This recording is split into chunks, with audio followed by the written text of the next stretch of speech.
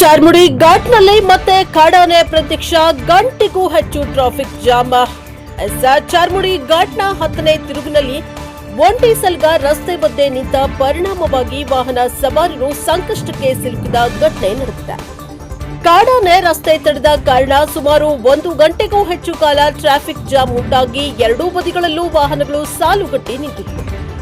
ವಾಹನ ಸವಾರರು ಆತಂಕದಿಂದ ಕಾದು ಕುಳಿತರೆ ಸ್ಥಳದಲ್ಲಿ ಅಸ್ತವ್ಯಸ್ತ ಸಂಚಾರ ಕಂಡುಬಂದಿತ್ತು. ಸ್ಥಳೀಯರ ಪ್ರಕಾರ ಕಾಡಾನೆ ವಾರಕ್ಕೆ 2 ಬಾರಿ ರಾಷ್ಟ್ರೀಯ ಹೆದ್ದಾರಿಗೆ ಬರ್ತಾ ಇದ್ದು, ಅರಣ್ಯ ಇಲಾಖೆ ಶಾಶ್ವತ ಪರಿಹಾರ ಕಲ್ಪಿಸುವಲ್ಲಿ ವಿಫಲವಾಗಿದೆ ಎಂಬ ಆರೋಪ ಕೇಳಿಬಂದಿದೆ.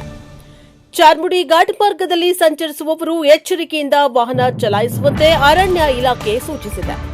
ರಾತ್ರಿ ವೇಳೆ ಅನಗತ್ಯವಾಗಿ ವಾಹನವನ್ನ ನಿಲ್ಲಿಸದೆ ಕಾಡಾನೆ ಕಂಡುಬಂದರೆ ಸುರಕ್ಷಿತ ಅಂತರ ಕಾಯ್ದುಕೊಳ್ಳುವಂತೆ ಮನವಿ ಮಾಡಲಾಗಿದೆ. ಬ್ಯೂರೋ ರಿಪೋರ್ಟ್ ಪ್ರಕಾಶ್ ಬಕ್ಕಿ, ಪ್ರಜಾಪ್ರಭ ಟಿವಿ, ಮೂಡಿಗೆರೆ.